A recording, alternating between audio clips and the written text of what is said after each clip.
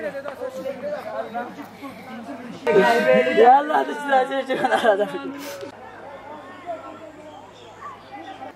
کونړ ولایت د نورګل ولسوالۍ مزار درې غازي آباد کلی دغه کلی تیره شپه د یوې زورورې زلزلې له امله په بشپړ ډول باندې ویجاړ شوی دی او ګڼ خلک لا هم په دغه کلي کې او په کورونو کې د خاورو لاندې بند پاتې دي. له بېلابېلو سیمو دلته نور خلک راغلي دي تر څو د دغه کورنیو مړي او ټپیان له خاورو راوباسي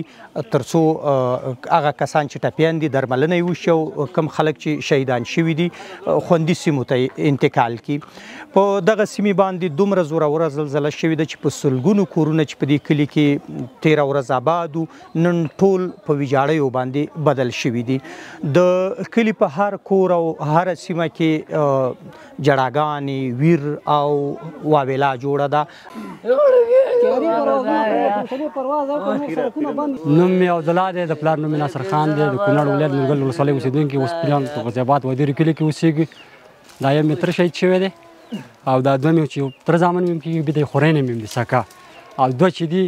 دوه مې د خوري زامن شهید یوې لور ده یوې زوی ده هغه سره د فساد د کار پې کوو او د شپې څه کم 12 بجې دا زلزله وشوه. اولې زلزلې سره د منځه وړي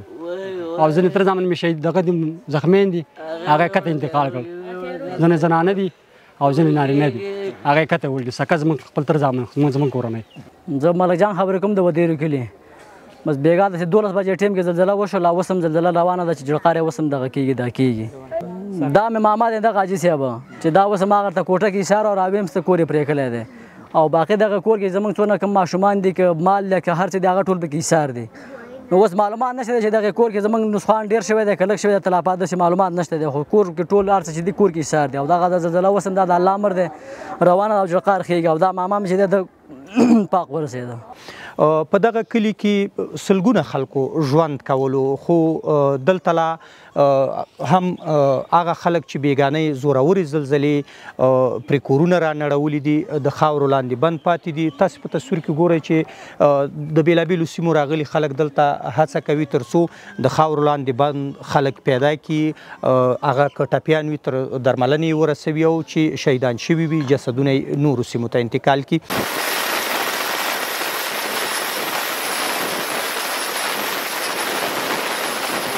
اته نیم سوه کسان به دا په شهادت رسېدلي او دغسې یو 12-13 همدې ساحه کې دا د ودیرو چې کوم مربوط ساحه ده دې کې او دغسې په شماش کې وارد کې دغسې ډېر تلفات رسېدلي دي او موږ د ټولو خارجي مؤسساتو نه د امارت اسلامي د مشرانو نه د زیاتو مرستو غوښتنه کوو او موږ سره په دې کې پوره همکاري وکړئ. د بېلابېلو ارګانونو مسؤلین او کارکوونکي دغه سیمې او کلي ته رارسېدلي دي تر څو د کلیوالو سره په اړونده برخو کې مرستې وکړي. د درملنې یو شمېر ټیمونه هم سیمې ته د سرې میاشتې رارسېدلي د افغان سرې میاشتې د درملنې ټیمونه هم دغه سیمې ته رارسېدلي او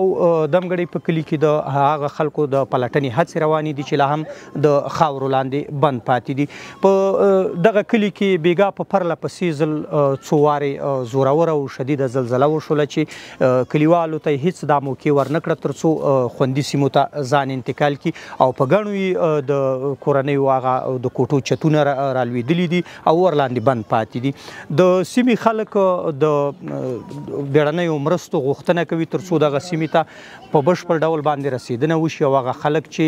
لا ژوندي دي له خاورو وویستلی شي او د مړو په انتقال کې ورسره همکاري وکړي. سهار ګل احساس، امید راډیو، کونړ، مزار دره.